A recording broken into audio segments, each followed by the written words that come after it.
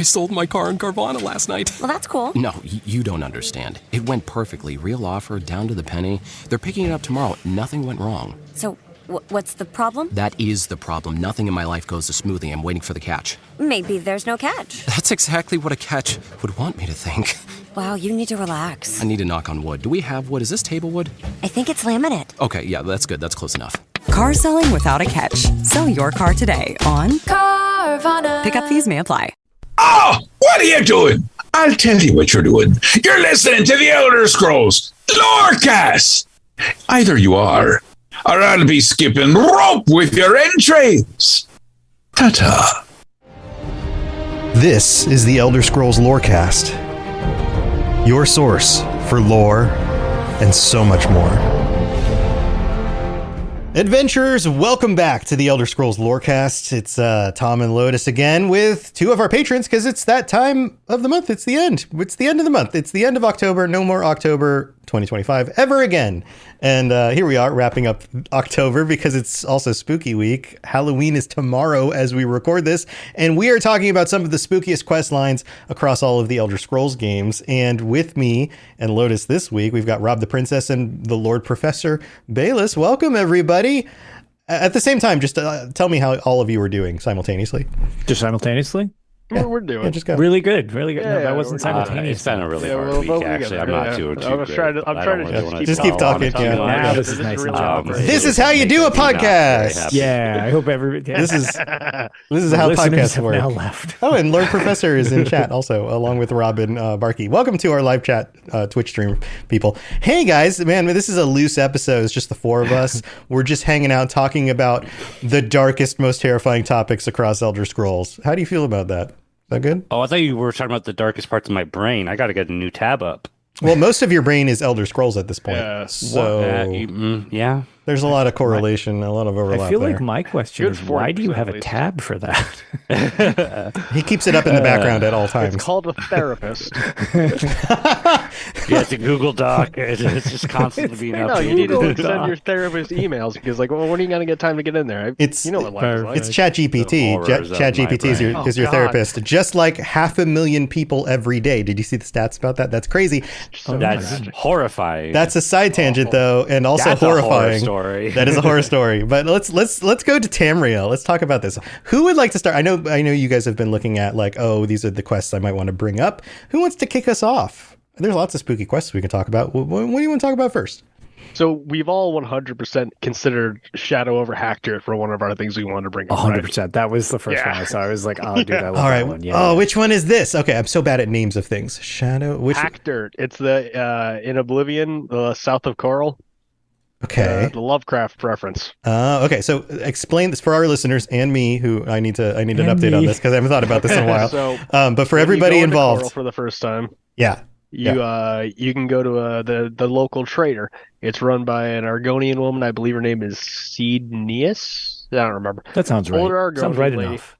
And first you talk to her daughter Dharma. And Dharma, she's very nice. She's very sweet and just like she's very happy, nice lady. And then if you leave town, you come back a couple days later, you keep hearing people saying, "Oh, Dharma went missing. What's going on with that?" You go talk to her mother, and she's like, "Oh, she went and did a delivery to this small town called Hactor, and she hasn't come back. I'm worried about her." I remember this now. Yes. You go to the town. Uh-huh. It's almost all burnt down. The only people there, they're like, "We don't like outsiders. Get out of here." Yeah, okay, And I ask, remember this now. "Hey, have you heard of this girl? You just say, like, hey, have you heard of Dharma?" And they're like, "Oh, I don't know anything about a young girl who went missing. Even if I did, I wouldn't tell you." It's like, right. Okay. Cool. So Not suspicious at all. Obvious. Totally normal. It's like obvious that she was there. Yeah. And they did something.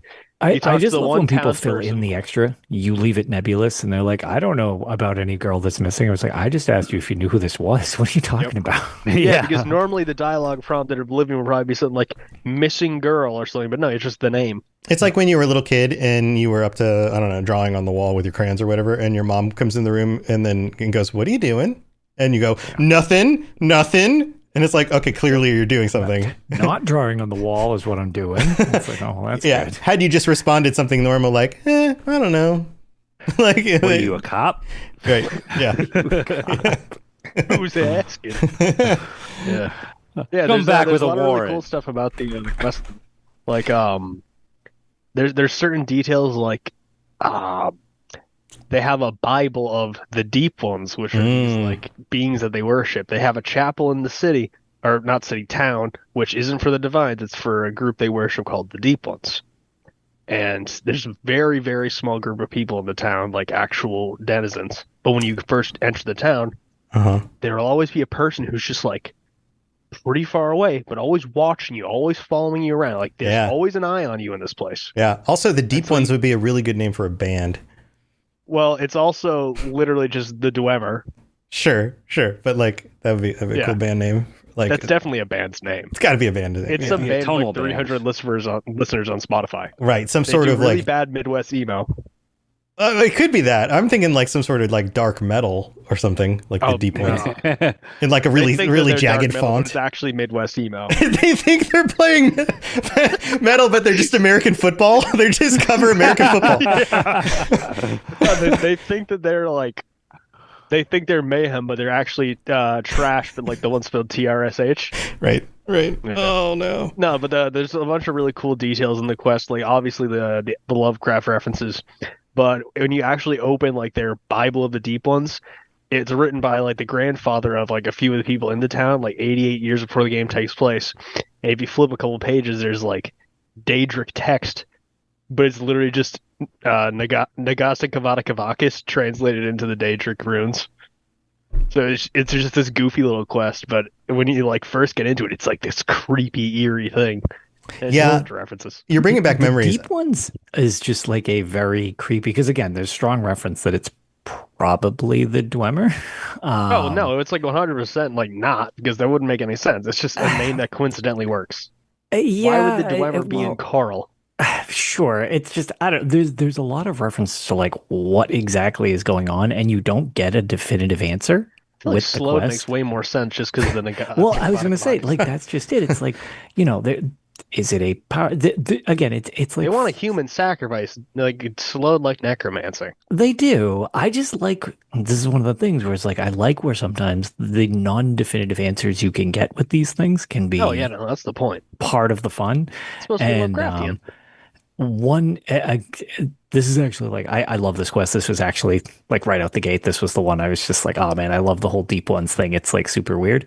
And if you want to go super in depth on this, I just want to shout out, I don't know, friend of the show, just super nice dude, Camelworks. A lot of people know him. Yeah. He had to restart his channel because of a Google screw up.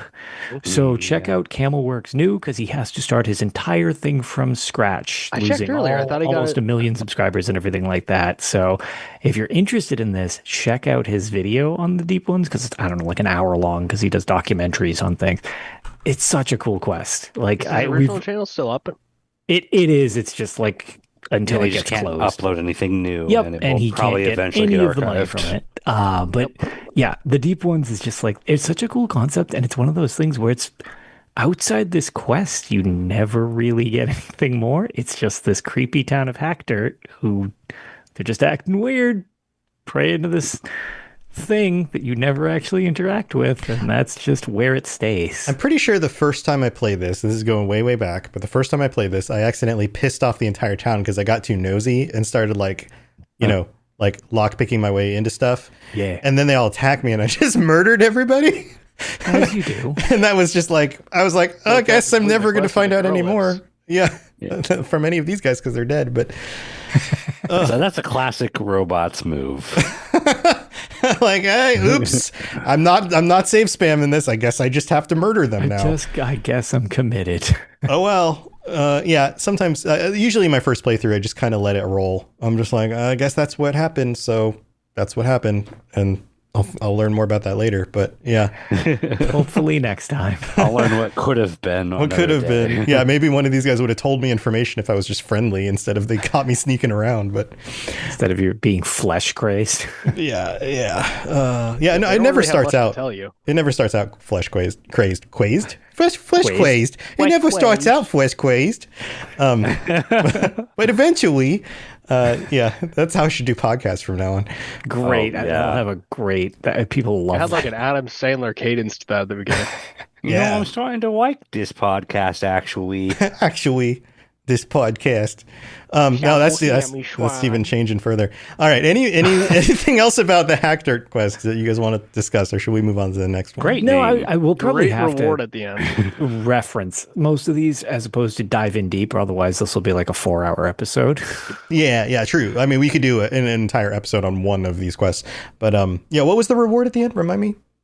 Oh, the best part of it is at the end, if you go speak to Seed Neas again, she gives you +5 to your mercantile.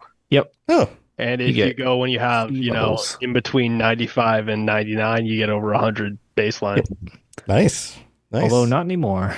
Hack mercantile, not hack dirt. You are actually capped at 100 now in the remaster. They broke it. Yeah, they don't let you How break dare it. they? They broke I it. hate the Unreal Engine. It's all the Unreal It's Engine. the Unreal Engine's fault. If Yeah. it's not some janky mess made by Todd, I don't want it. Amen, brother. All right, Rob, what's your first quest you want to talk about? It was the only one that didn't come up on the list that we were putting together in the main chat ahead of time. And it's not technically a quest because it's not from a game that has quests in the traditional sense. It is level Castles. 3 of Battlespire. Okay. Oh, okay. I like where this is going. Yeah. We talked about Battlespire and the weird names for I spells know, and, and it's enchanting funny because your I almost feel equipment. like the vibe of Battlespire is like hyper creepy in general. Yeah, Except, technically you could just list the whole game, I guess. yeah, I strongly suggest listening to like the 34-minute soundtrack because it's not very long. And beautiful. It's Halloween run amok. So like the whole game has that. The problem is it's also 90s as hell, so it's hyper cringe. Hey, are you guys giving out candy for Halloween this year? Nobody comes to my job. I mean, as No. much as we ever do, Yeah. as in we set up a thing that kids can get it at the bottom of the hill because I live at this really Okay. tall hill. All right. So Well, we don't put the children through endurance tests to come Got get it. their candy. got it. Well, you should put out a little speaker Should. that just has the Battlespire Oh, man. music on loop. If somebody recognized it, I would give them all the candy. Yeah. Also, that music just sounds like there's always someone behind you. Yes. Like, that's the vibe of that music. And a door is like slowly opening. Yeah, and there's something moving in the air. I can't hear anything, but I can feel the air moving. 100%. It's your mom around the corner while you draw on the wall about to say, "What are you doing?" I knew it. So anyway, go ahead. We anyway, totally level rabbit trailed 3 this, Rob. Go ahead. Level 3 Battlespire is the level where you go to the Soul Cairn. Yeah. Mm.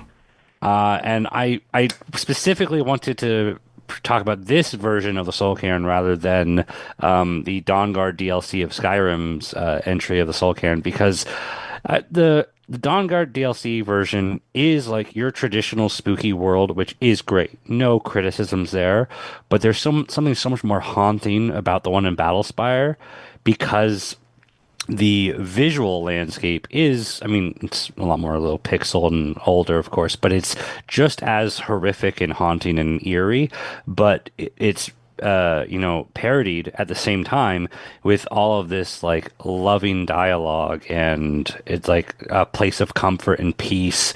And to contrast that with all these horrific sights of ghastly enemies and darkness, and just it's just so creepy to mix those, and I like to think that like the Soul Cairn kind of deteriorated, so when you come back in Skyrim and it is just truly haunting and everyone's no longer like, they no longer think they're happy, it's just like everything's faded away, and it's kind of a cool thought, but it's much more creepy when everyone thinks that they're happy and they're in this horrific like haunted place. Yeah, I love the juxtaposition of tones with things like in a Tarantino film where you'll have like a really bloody scene, but the music will be like happy and poppy old music or something. Right. Same kind of thing, right? Like, oh, the scene and what they're telling you the scene is just don't really match. Yeah. It's I love it so much. Yeah. I super love that you brought that up, obviously. But I more so like, I hadn't considered that, but to your point, you interact a lot more with the ideal masters as well.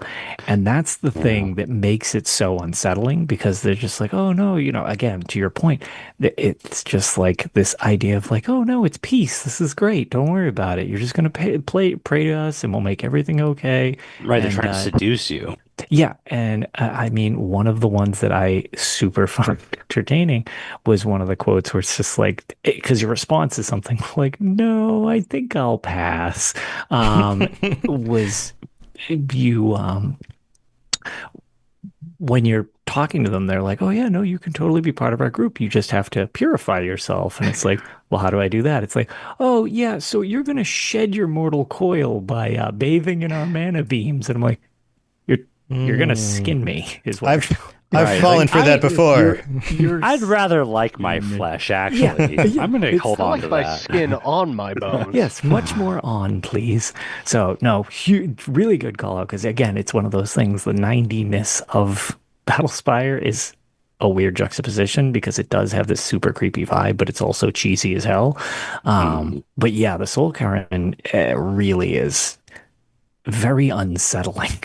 Well, that's like horror from the 80s and 90s in general. Is like super creepy, but also cheesy. At the same time. Really cheesy all at the same time. And it, like when you're 16 years old, you're like, oh my God, that's so scary. And then like a decade later, Camp done right. You're like, oh, okay. Like I remember being a kid watching Evil Dead 2, like staying over at my friend's house. It might have been like a Halloween weekend, like hanging out kind of thing, and feeling like 16 years old and being like, oh my God, it's so scary. Oh, it's so creepy. It's so creepy. But you go back and watch something like that now, and it's like, that's a bunch of plastic masks and fake blood. And nothing about this is scary at all. Right? No, this is hilarious. But yeah, it's got that kind of vibe, right? I even remember there's an art style that was created in like the last few years that isn't. They like compare it to like PlayStation horror game, but this fits in that, where it's like that style of video games that were popular in the early 2000s and the late 90s, of just like these horror video games with low res like the Evil Dead trend, or not Evil Dead, the Resident Evil, yeah. Everything that copied Dino them. Crisis, Dino Crisis. Oh man, Silent Hill, yeah.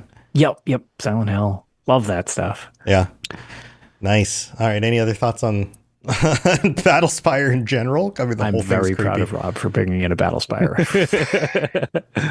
Oh, and I mean, the Soul Cairn specifically is like definitely probably one of my favorite parts of the Elder Scrolls lore. It's so eerie in concept, and I do love Battlespire's entry of it the most. But like the Skyrim version is also super interesting as well, because at that time you walk up to the Wandering Souls, and they're just like sullen. They've given up. They're miserable. They're confused. They're like, I don't know who I was. I don't know why I'm here. Everything's miserable. And that's not what it was like when you go there in Battlespire. They're like, oh, everything's beautiful. Life is things are great. Eternal. And it's so like creepy. It's like they lost a really bad deal right there. They thought they were signing up for the most like beautiful afterlife ever, and now they're just stuck here miserable for eternity. Yep. It's the hell you signed up for. Good job, everybody. Yeah, there was a question. There was a question in the Discord earlier today where somebody was like, I don't understand why anyone would worship the Daedra, knowing how terrible like their realms are, or if they get your hold of your soul and all of that. And I had to remind them, I was like, as far as I know, most of the people are misled when they think that like worshiping Molag Bal is going to be a good idea. Right. And yeah, again, the way that we have things less definitively good and evil, the same way that just like anything, we have dichotomies in life where it's like people commit to something and it's just like, no, this is what I believe, right? And then you have somebody else who's staunchly committed to the other side of it. It's like happens in the fictional world too, which is what makes it so wild. Yeah, like you look back on like Nazi Germany, and it's like, well, why did anybody side with the Nazis? Right. And it's like, well, they didn't expect the leopards to eat their faces, and then they did. Metaphor goes. Right, and like that's why you don't back authoritarian leadership, is because they don't respect anyone and they hate everyone, and even the people who are closest to them will get thrown under the bus. I do feel like it comes from like two different points of view that kind of end up being the same. where you worship this obviously evil entity either out of fear or out of ambition. Yeah. And they both end up kind of in the same result of, well, I hope that this super powerful evil entity spares me. Well, And yeah, Right. A lot of that's the another times the thought thing. process is, oh, I'm on the right side of it, and they like me, my type of person specifically. So why would they have a problem with me? Oh, Right. well, Right, you all that. definitively encounter gods in the Elder Scrolls, so like if you can basically bargain your way into, hey, about letting me keep my flesh type of thing, it's like, okay, that actually seems a bit more understandable in a lot of aspects. Yeah, the To fear be part like, makes more sense, but then they will be doing it out of ambition. Like, oh, if I worship Moloch Baal, the Lord of Domination, maybe he will give me the power to dominate others. Yeah. While I am constantly being dominated at the same time. Exactly. Oh yeah, I forgot about that part. I feel like Boethia is like the perfect example of this. It's like, oh, I'm going to be this like live for myself, be number one, stay on top of things, and Boethia is going to support me until I become number two. right. Yep. And then you might literally everything's become going number two. south. God, that was really good, and I hate you. I'm sorry. All right. Well, let's move on. We've got more No quests to talk Malakath about. slander in my. I don't know. I God. feel like that's some pretty efficient Oh outcast. my god, I didn't realize I made that joke. Number no, I two. thought that Yeah. was that Number was two. Robots so technically made the unintentional. joke. Oh my God. You made it, and then I just pointed it out. And I was like, I didn't literally mean to number make two. a feces joke. Oh Yeah. my god. Yeah. Incorrect. Yeah. You just had the Congratulations. best setup for it. That was yeah. Yeah. You tossed My me the brain softball, is and I so just. much bigger than I thought it was. All right. So next quest. Let's go back to Professor. Professor, I know you've got some other quests. I've got one that I don't think any of you guys did. And since the different main quest stages in Morrowind aren't leveled, I'm just gonna find the title of it on UESP, and you're gonna find it under dispose of a 6-house base recently discovered near Narmak. You find a guy that's called Dagoth Gary's. Okay. Dagoth This is the Gary. guy who infects you with Corpus. Yeah. Ooh. And this okay. guy he's your first real encounter with like actual 6th house ash ghouls or ash zombies or ash vampires, whatever you want to call it. Like the intelligent followers of Dagoth, Mm. and it is disturbing. How you doing? So Wasteland Oni just joined us, by the way. Welcome to the chat. We've talked about two different quests, and Professor Bayless is talking about a Morrowind quest right now. I'm talking about blazing spooky my stuff. boy Dagoth Gary's. All right, so go on. I just wanted to make sure Oni knew. Dagoth Gary's has a couple greetings. It's not much dialogue from this NPC, but you can ask a few questions like, tell me about Dagoth 30. This is the first time you're getting direct answers to your questions. And you hear this worship of Dagoth. You're asking, what's going on here? What are your goals? Who are you people? 6-house servants.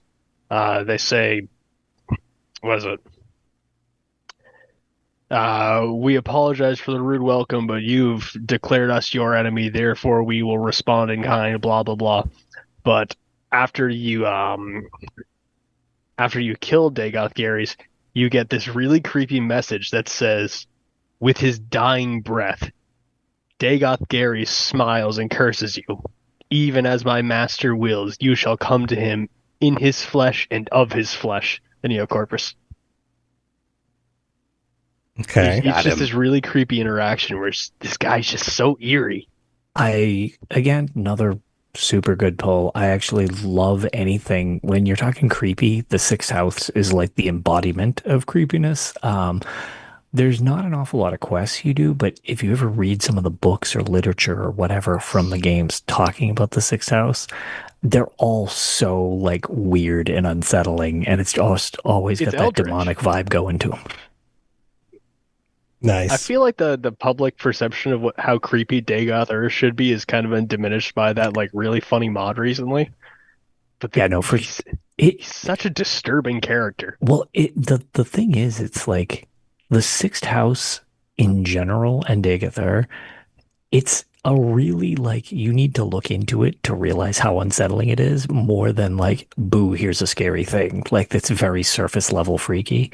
It's 100% more like, oh, the more you look into this, the more messed up this is type of deal. So it's much more of a slow burn, and I think that's why it's overlooked so much. Specifically, like what kinds of more messed up stuff? Like where does it end up going? Well, if you look at him on the very like most surface level, he'll be like, oh, this is an evil guy who thinks he's a god.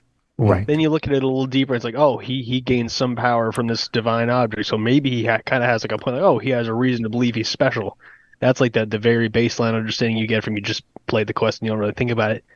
If you really look into what this guy's saying, the Sharmat believing that he is the center of the universe, the dreamer himself, becoming self-aware within his own dream, this like false chim, where he genuinely believes himself to be the center of the universe and everything to be an extension of himself trying to reclaim it.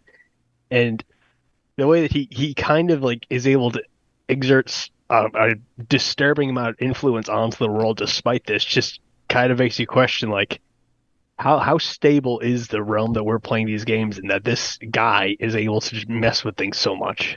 Yeah, it's like an existential terror, right? Yes. Like it's like, okay, if this is possible, then what else is possible? Also, what is my place in this? If this is who this is, then who am I? Right? Like there's this it kind of pulls the ground underneath away from your whole belief system. It's like a whole system based in madness. Yeah. Like there is no true base because it's all just turned upside down.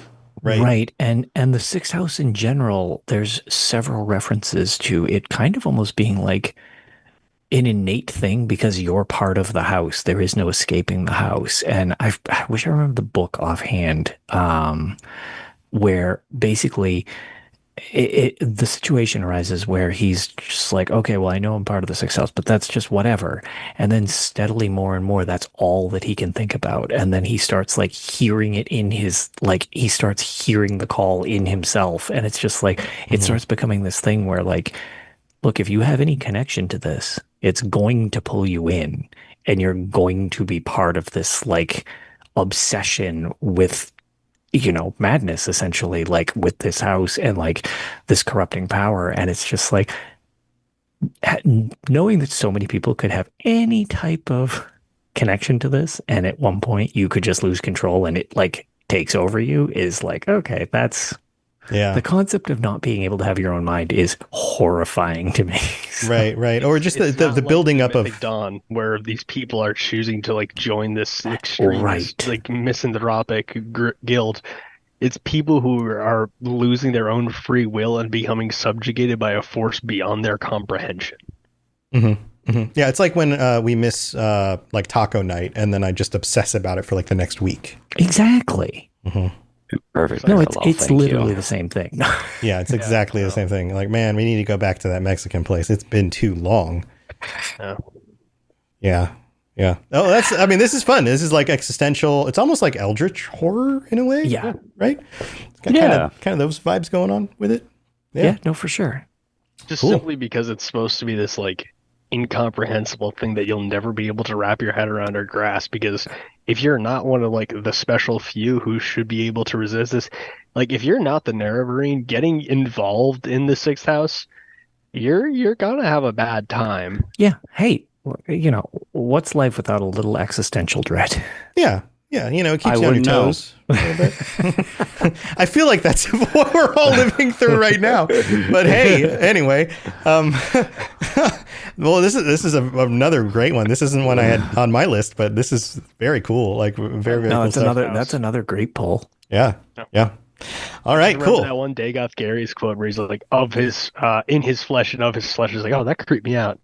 Sixth house. Sixth house. Just straight up sixth house. Yeah, leave my flesh alone, please. Thank you. Thank you. I blame that one stupid Dagoth. I'd rather keep my flesh. Yeah, I was going to say, we now have two quests where the answer is, I would rather keep my flesh, please. Yeah. I All like right. having skin.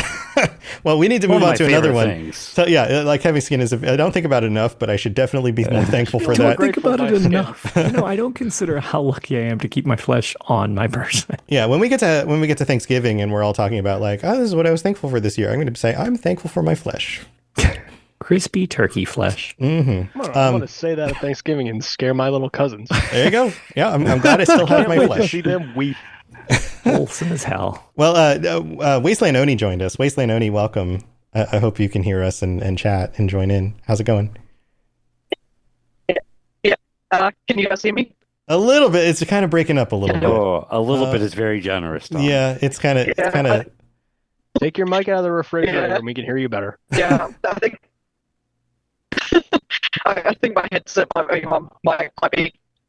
I think it's. yeah. I think You it's sound something else. atrocious. That's all I can say. I don't know. Yeah, it's hard to understand. Why don't you mess with it a little bit, see if you can't make it a little bit better, and then in a little bit chime back in, and hopefully we'll be able to hear your voice and understand, and you'll be able to join in the conversation. But let's give Oni some time to figure that out. Rob, back to you. You want to share another one? I want to briefly talk about one because we did have, I think it was like 2 Halloweens ago at this point, we did talk about Spooky Quest. Maybe it was last year, I'm not sure, but we talked about like Spooky Quest before. I want to bring up one I brought up then because it's been a while and maybe people didn't hear that one and they'll hear this one. It's an ESO quest from in the Western Skyrim zone where you go to Solitude and all that. The Pale Man is one of my favorite quests to They made a go quest through. about me? You're the Pale Man. It's like a very like bad tan line. Yeah, I do. it's a very small scale like little horror quest. It's pretty brief too, but it's about this guy who's been like haunted by the Pale Man his whole life, and the people in his life just keep getting killed and hunted by this Pale Man. And like from his perspective, it's like this inhuman creature that looks kind of person-like, but clearly isn't, and is just killing off his loved ones, and no one believes that they're real because it just sounds like this mythical tale to everyone else, so everyone just thinks he's crazy. And your quest is you helping track this creature down, luring him with like a dead body and trying to figure out if this thing is real, and then As you do. when you inevitably find the creature you kill them.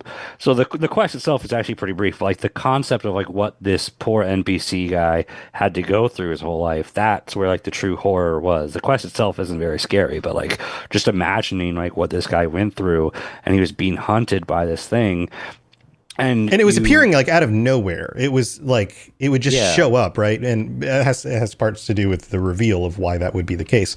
But it felt kind of ghostly or monstrous, but they didn't know where it was coming from, and it turns out it was coming from underground, right?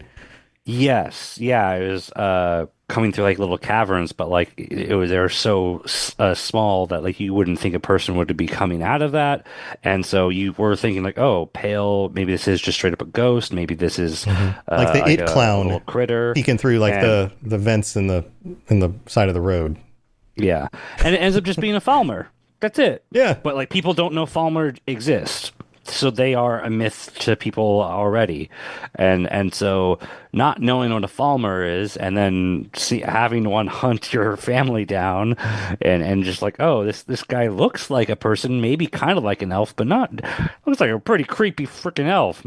Yeah, and so it just looks like this. It's like if you saw a person who almost looked like a person but clearly wasn't human, that'd be pretty horrifying. That'd be worse than finding a wild animal for sure. It's like Bilbo meeting Gollum. Yeah, Bilbo meeting Gollum, or like in our own world when people talk about like alien abductions, and they're like, yeah, they're kind of like people, but their eyes are weird, or like there's that like uncanny valley sort of I was thing. about to say the uncanny valley thing. Yeah, very much uncanny valley. I think is like where the most of this horror comes from.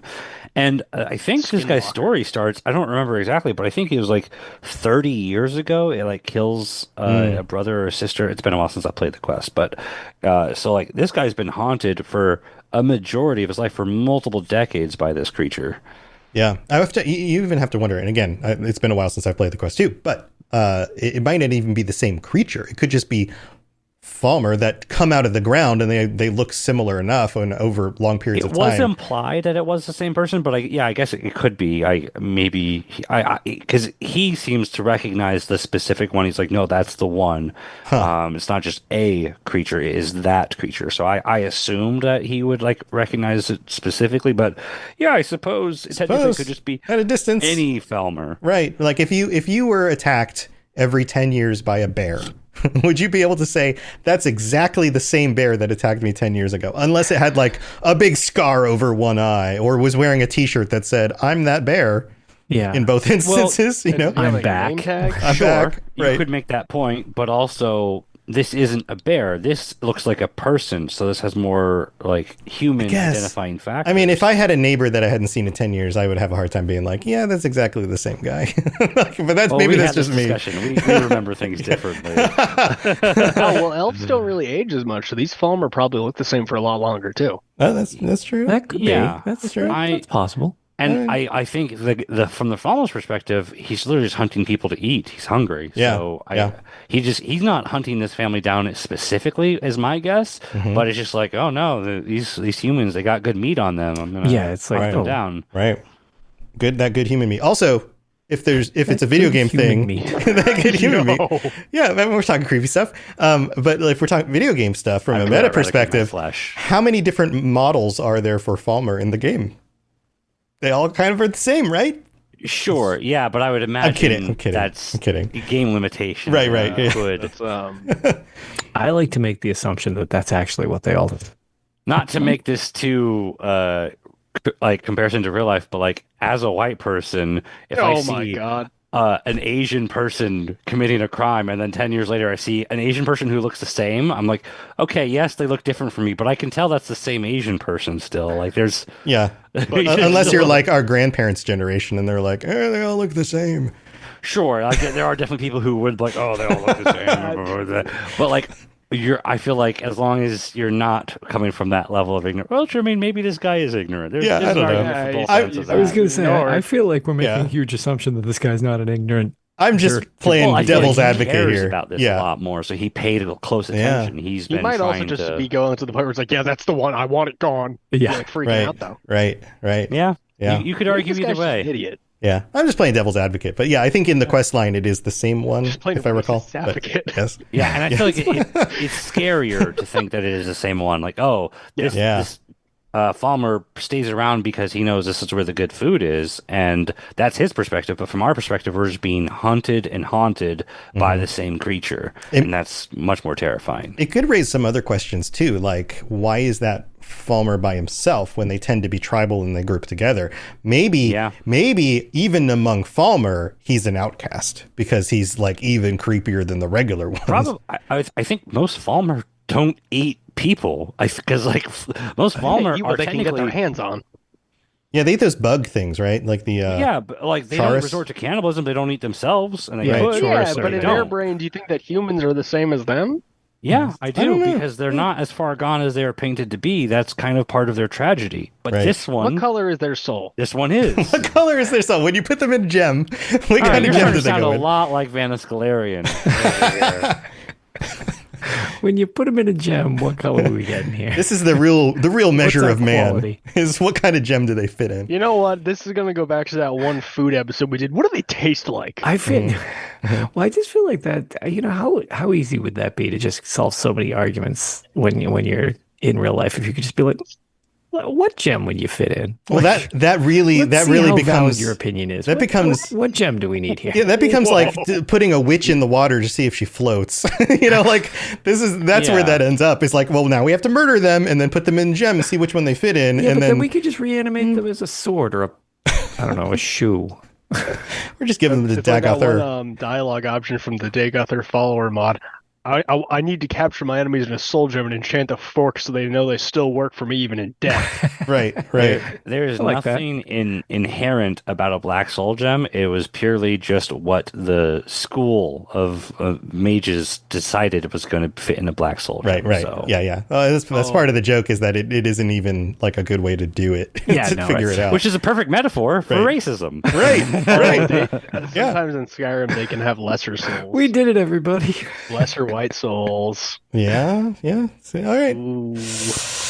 Did you know using your browser in incognito mode doesn't actually protect your privacy? Take back your privacy with IPVanish VPN. Just one tap and all your data, passwords, communications, browsing history, and more will be instantly protected. IPVanish makes you virtually invisible online. Use IPVanish on all your devices, anytime you go online at home and especially on public Wi-Fi. Get IPVanish now for 70% off a yearly plan with this exclusive offer at ipvanish.com/audio.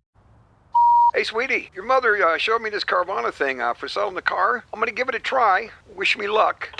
Me again. I put in the license plate. It gave me an offer. Unbelievable. Okay, I accepted the offer. They're picking it up Tuesday from the driveway. I haven't even left my chair. It's done. The car is gone. I'm holding a check. Anyway, Carvana, give it a whirl. Love ya. So good, you'll want to leave a voicemail about it. Sell your car today on Carvana. Pickup fees may apply. All right, so the Pale Man. Let's check in with Oni. Oni, you got better reception? Any luck? I just took my earphones out. The quality's probably still crackly, but I should be more clear now. Actually, you're not crackly. Yeah, it's a little muffled, but you're not breaking up, and we can tell what you're saying. So congratulations. It's intelligible. Woo! Yeah, 100%. I could still criticize it, but it's good. The disadvantage is my phone sounds so low, so I can't actually hear very well. But okay, well, you guys can hear me. Yeah, is there a quest you wanted to point out while everything's working? Yeah, I'm not sure if it was brought up at all, and it's probably like a bit less creepy than most, but I remember as a kid first playing Oblivion, anything to do with the ghosts was actually pretty terrifying. They did such a good job with making ghosts in that game, just generally terrifying. But one that stood out in particular was the quest for the house, the manor. I was about to say the one with the thing in Anvil. Yeah. Yeah, that one. Because there was more to it than just being haunted. Like there was a whole the lich living down in the basement and the family curse. And the more you got through that quest, the more the more it got creepier. Yeah. So jumping off with that, because I something that I actually feel is understated, and I don't know, it seems like a lot of people, I can't tell if people liked it, didn't like it. I mean, the Elder Scrolls 4 Oblivion Remaster has gotten rave reviews. It's I believe it's the second best-selling game of the year currently, still. But the game obviously was a huge success. One of the things that I actually thought just made everything, that element of tension to it in terms of the ghost stuff, is the fact that you can't just smash ghosts with anything. You need silver or an enchantment. That's a feature that I really don't like the series has kind of dropped, because it adds that tension to it being a ghost. It's not just anything. It's just and whether that's creepy or not, it can just help add to tension. Tension can combine with something in a creepy atmosphere, make something creepier. So it's just I wish they would kind of go back to doing stuff like that, for those very specifics, Ghost just being probably the best example of it. So when I picked up the Oblivion Remaster and played through the Mages Guild quest again, there's that quest with the phantoms in the I guess it's the Mages Guild building, I think is what it was. And you go in and you have to deal with these phantoms, and there's groups of 2 of them at a time, and you can fight them. But I wasn't leveled enough to have any good gear, and I was going primarily magic. And so I was trying to blast them with my fireballs and stuff, but I was totally just running out of magic, and I couldn't do it. So I had to cheese it. I had to leave the building, and then they chase you out into town. And then the guards would start fighting them, but the guards would have a hard time fighting them because they weren't equipped to fight ghosts. And so it became this whole thing where the town got all basically the whole town got haunted by these ghosts in order to kill them. And that was basically how I killed most of them.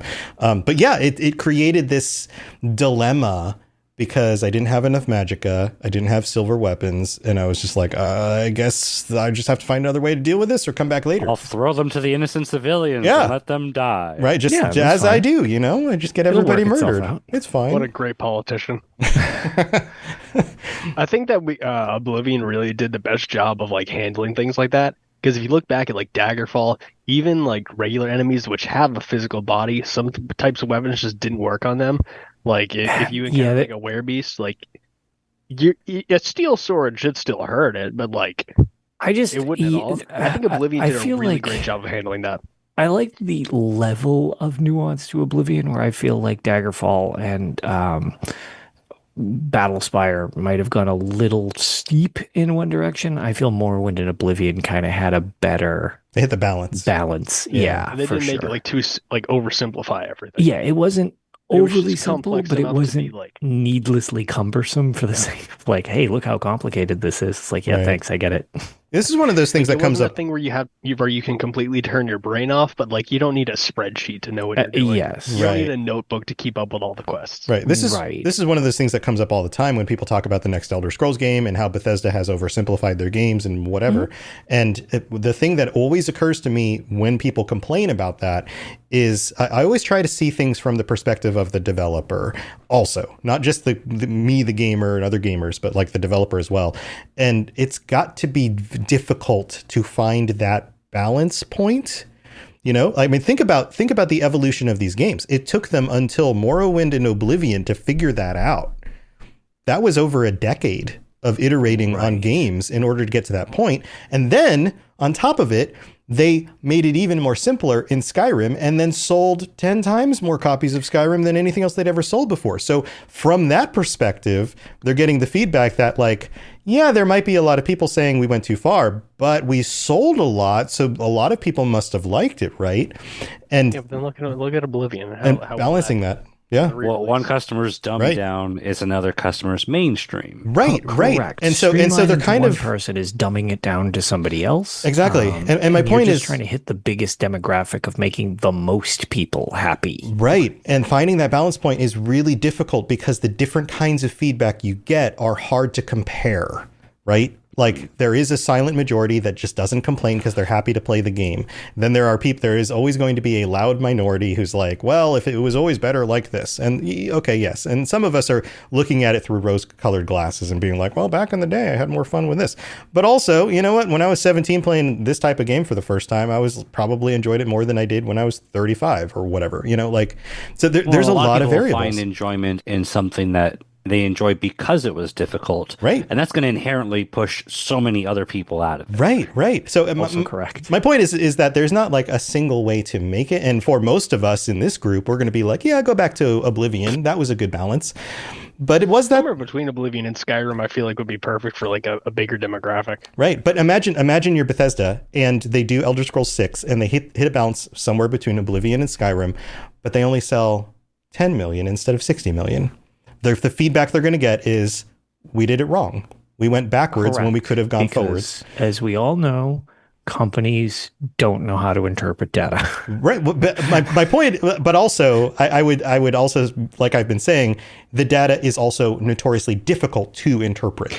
It is. It's both. I mean, I guess it is a situation of I am not a giant corporate entity executive, but there is definitely some, and it's a big thing where like, even when I do get to chat with devs that I am friends with and stuff like that, oftentimes they will get, this portion of the community does not like this. Mm-hmm. This portion of the community wants more of this. Okay, well, you can't not do it and do it at the same time. Right, So you are right. literally cutting off a portion of your demographic. Right. You will never make everybody happy. And finding that You want to balance make is it a better difficult. selling scary game or a topic. more interesting Right. game? Yeah. I'm sorry. This is a rabbit trail. And I don't want to go too long on this. Really scary discussion. But Yeah, I was going to say, this is kind of because we're into monetization next. No, I'm just kidding. True horrors of the world, capitalism. Yeah. Oh, So, like, no, the East Empire Company. That's that's just it. It's like it is a fine line to walk. It is just kind of funny sometimes when it's just like it seems like everyone's saying one thing, they don't do it, and then it ends up backfiring, and it's like you didn't learn what we were saying. This is not necessarily one of those things where I feel it's more of a nuanced thing, but it's just like, you know, there are some scenarios where I wish corporate entities could get there quicker. Yeah. And it's hard. It's a tricky thing. But anyway, I didn't mean to rabbit trail completely on that, but I think that it is difficult. Like, I think it's, as with most of these things, it's always harder than we, the people on this end, seem to want to believe it is. I don't envy developers of games. Not at all. Right. Yeah. Can I talk about Movar Slayer? Okay. Yeah, we've got time for one more quest. Throw one out Hell there. yeah. Yeah. In Morthal in Skyrim, there is a I mean, it kind of starts like a little whodunit in a way of like, oh, there's this little ghost girl. She was murdered. Let's find out how she was murdered. And it feels very much like a medieval monster like horror movie that you would watch. Like, oh, we got to figure out who the wolf is, or we got to figure out who the witch is, and they just try to. It's like all the townsfolk people are gathering together, and I just really like that quest because you literally just go find the vampire who is terrorizing the town and who's been infecting other people to become vampires, and it's Movarth, the guy who is written about in the vampire book Immortal Blood, who's been a part of Elder Scrolls history for games and games and decades, and we all love our boy Movarth. He's so cool, and he ends up just being this creepy guy in a cave near Morthal who's haunting them. And it's so cool because at the end of the quest, you get to like literally gather the townsfolk together with their torches, and they're all gathering up to fight the vampire. And then one guy goes in with you. Yeah, one guy does go. Well, everyone gathers to the front of the cave. They all stay outside to the cave, right? And they're like, "Hey, what the hell are we gonna do when we find him?" And they're like, "Oh yeah, she didn't think that far ahead. I got to get out of here." And then everyone just dips out except for one guy. Yep. What a goat! But it feels like such a cool like medieval horror movie, like a monster or something. It's super cool. I love that. And then you get a unique pair of boots to have a basic hide boots model. Yeah, I forgot. Yeah, don't they give you like +10 sneak? Yeah, I think so. Is that something like that? You get those in the boot pile because he has a pile of shoes of all of his victims, right? It feels very Auschwitz. It's very creepy. Yeah, that's very unsettling. Nice. Yeah, this was a good one. This is one I replayed through not too long ago, and I was like, I remember playing through it and thinking that 15% sneak. The reveal about the little girl's murder was going to be something different than this. Like it was going to be like, oh, it was the dad, but it was for a good reason or something like that. Something a little innocuous. Yeah, like, right. Totally a good reason to kill your daughter. Well, like she had turned or something, and so it was like an act of mercy, maybe it was an accident. or it was an accident, or like it wasn't as terrible as he thought. But then it totally goes that other direction of like vampire in a cave, and then bring your pitchforks and torches. Yeah. Pitchfork. Yep. Yeah. Come on, and everybody. It's not just some vampire. It's the vampire that like is one of the most famous vampire books in all of Tamriel. It's Easily like top 5. Yeah, everyone's read Immortal Blood. That's the Movarth, the horrifying vampire killer. Yep. And again, that's not a quest, but if you have not read Immortal Blood, or heard Immortal Blood, there's plenty of readings of it. Skyrim Book Club does one if you like podcasts. That's right. They do a great version of it. That book is so good. It's so good, and the twist is so good. It's just everything's so good.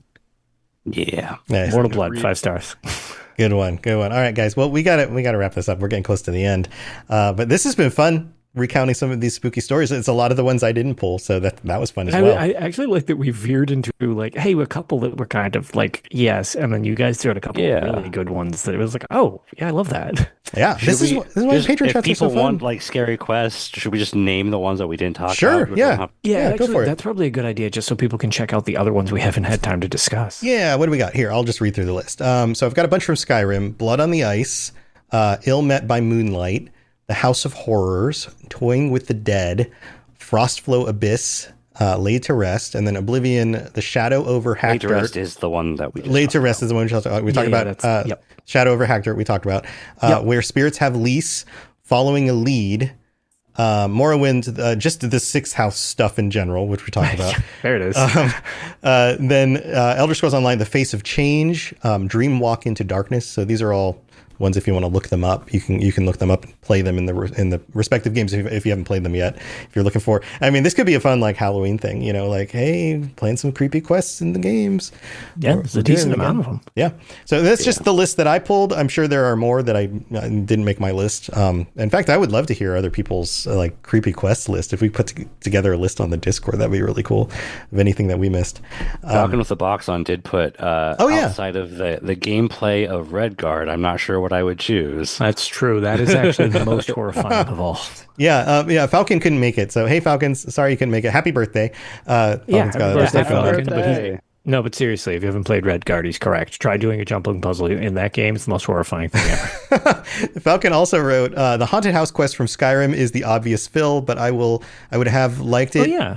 If it continued in later quests through the Dream Sleeve. The Dark Brotherhood requires you to sleep for it to start, so it would be cool if Molag Bal or his priest to use your dreams as a connection point.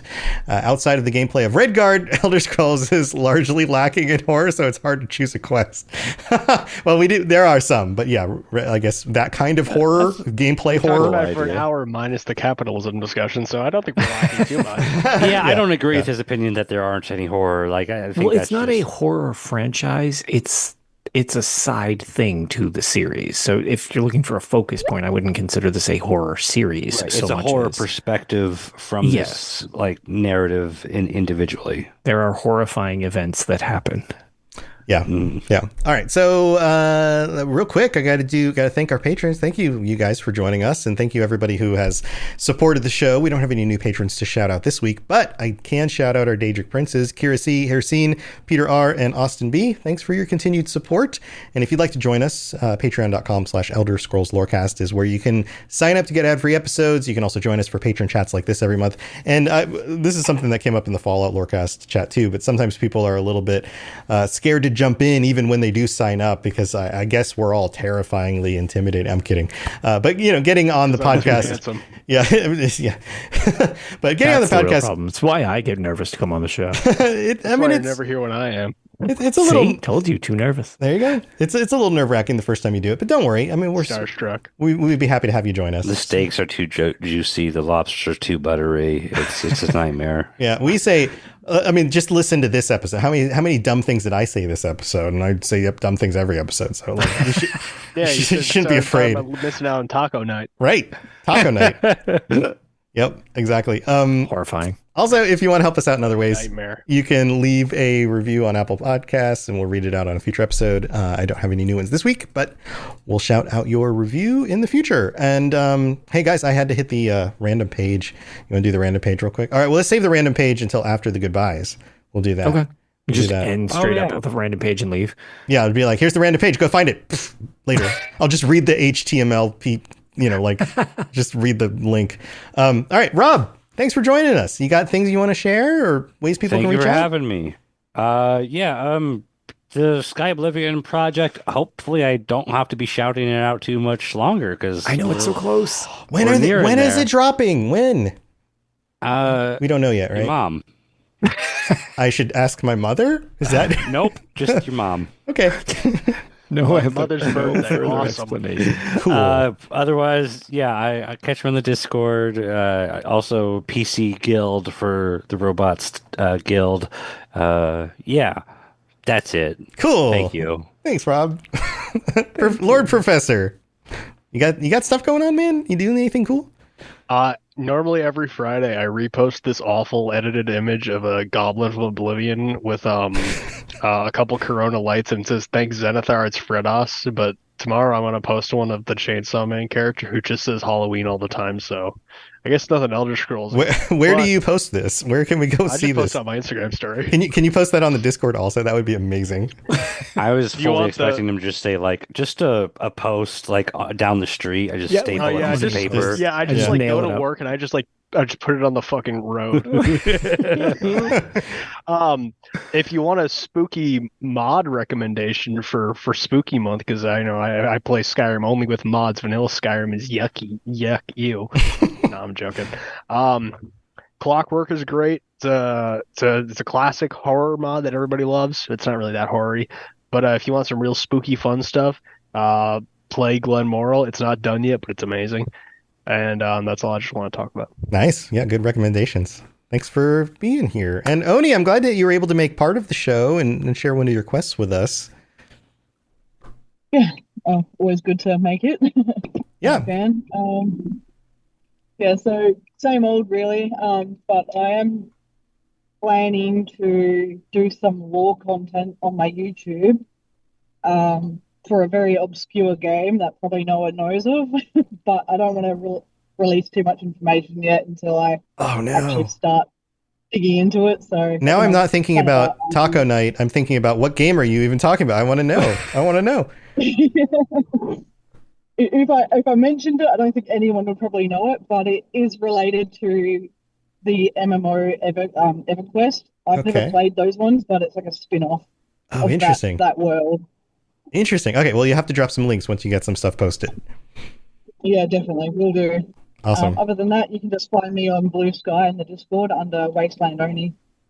Awesome. Well, thanks for being here. Thanks for making the time and making it work out. Yep. All right. Lotus, you got anything before we wrap it up?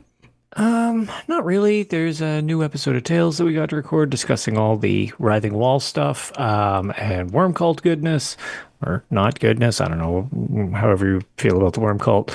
But other than that, I have actually just been playing an unhealthy amount of Battlefield 6. So since I don't have as much time to game, I just basically don't sleep anymore, which is probably great for my health. But yeah, that's pretty much it. Mm-hmm. Yeah. Welcome to my existence sometimes. Yeah. Yeah. That's well, cool. And any of you guys picking up Outer Worlds 2? I've been seeing good reviews about how heard good things. It's very New Vegas. Didn't even know that was coming out. It's out this week. Yeah. The first one wasn't for me. I appreciate people who like Obsidian games is where I will put that. Okay. All right. Yeah, From afar. I picked it out. I haven't actually started it yet. I just bought it. I've heard good things. I heard it's like a better version. Well, not a better version of the first game, but like they've fleshed out a lot of stuff. Yeah, from never been my toe jam. Yeah, I'm not as into. I still need to play. That's on like the back burner. Yeah, I'm not as into the world from the first one because I did play a bit of the first one. I didn't finish it. But the idea of it being more fleshed out and like your decisions really matter, and you can totally block off parts of the experience based on what you decide to do. A lot of the gunplay supposedly improved and all of that. So I'm willing to give it a shot and see how it is. So I'm looking forward to that. All right, you guys ready for our? My other stuff too. Go check out Tales of Tamriel, Lotus's other show. Go check out the Fallout Lorecast and the Lord of the Rings Lorecast. And there's lots of other self-promotion stuff. There's other stuff on robotsradio.net. Lots of other shows, wonderful other creators and people who have launched their other shows with us and all of that stuff. You know what to do. Go check out robotsradio.net. You have a for podcast? Crazy. Maybe one or Crazy. two. All right, you ready? Here's our random page. This is it. You want to guess what category this one's under? It's a category I have never gotten on a random page before. Item. My first thought was item too, and then when you said you've never gotten, I can't guarantee that we've never gotten item. Oh. It's a type of item. Okay. Oh. Spell book. No. Dinner plate. Food. It's not. Like it's a category. It's not an. I'll give you this. It's not an in-game item. Oh, merch. It's the cookbook. It's merchandise. Rob got it. Merchandise, apparel, clothing. The Elder Scrolls Online Legacy of the Bretons t-shirt. Huh. I didn't even know they had pages for merchandise on the UESP. Yeah. How many times have we used the USB over the years? Oh my gosh. Those are some. Okay, so I was going to say before we leave, those are some of the only pages I have any contributions to because it's all my weird crap on my shelves that everybody's like, dude, there's an Arena mouse pad. I was like, there sure is, and I still got one. Dude, like you should take a picture. If you have this shirt, if anyone has this shirt, they need an image of the shirt. It's missing the image. There's a big note at the top saying this page could use an image. It's a black t-shirt with the Ascendant's Order emblem over the left breast and the Ascendant Lord on the back. The guy with the cool armor. Yeah. Right? Oh, wait. Yeah. Oh, the guy from the meme where they always. Yeah, I was gonna say that guy's become almost more famous than Skyrim. Yeah. No. And I love seeing random people posting it, and everybody's like, I don't know what this is from, but this dude looks awesome. And I will agree that he does, and he is super lame in game. Fortunately, he's very lame once you actually get to that part where he's in the game. Well, that's probably one of the best video game cinematics out there. And it is cool all the time in memes, and it's so amazing. Kicking ass to Worlds Apart is one of the sickest things ever. It's pretty good. It's pretty good. You can ask to any of the songs. There's so many good song placements that people have used. I feel like Worlds Apart is the one though. Also, you want to know what else kicks ass? Is that this article on the UESP tells us not just the material, combed ring spun fine jersey, but also the care instructions: machine wash cold, do not bleach, tumble dry low, iron on low temp if necessary. This could be my favorite random page. That's so funny. This is why the UESP is amazing, is because of this level of detail right here. I bet you didn't think you needed all that information, and I can almost guarantee you didn't. Yeah, I don't think you did. Yeah. UESP older than Google and more relevant information. Yeah, and they don't even sponsor our show. We just like the people and we enjoy their product. So there you go. I guess they technically sort of sponsor it since they sponsor your show. Well, sure, sort but of. then I'm a hybrid on both of these, so by proxy. This show was going to happen regardless of that. Yeah, so... Well, I mean, the only reason I have this new mic is because they need to make sure that it sounds good. It's like tangentially related because of there are you, symptoms of a sponsor. They don't give. Maybe they should sponsor the show and they give me stuff. That'd be great. You know what? Just assume. Just assume everything I do is hyper corrupt. That's just how we all the time. All right. Well, that's the scariest thing possible. Thank you everybody for tuning in, and I hope you enjoyed these spooky quests. And Be sure to chime in with your spooky quest. We'd love to hear which things you think are spookier and all of that, because it'd be fun to go back and play some of those. There is no ethical consumption under capitalism. And there you go. And on that, we'll see you next time. Bye, everybody. See you later. Thanks for tuning in to the Elder Scrolls Lorecast. Check out robotsradio.net for more podcasts just like this, and join us on the Robots Radio Discord. Be part of a community of over 5,000 people who are excited about video games and so much more. Robots Radio. Games, lore, stories, community. Just press play.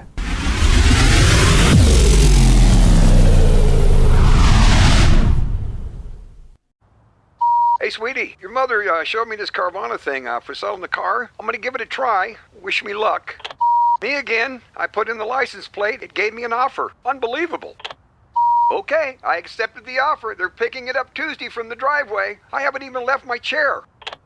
It's done. The car is gone. I'm holding a check. Anyway, Carvana, give it a whirl. Love ya. So good, you'll want to leave a voicemail about it. Sell your car today on Carvana. Pickup fees may apply.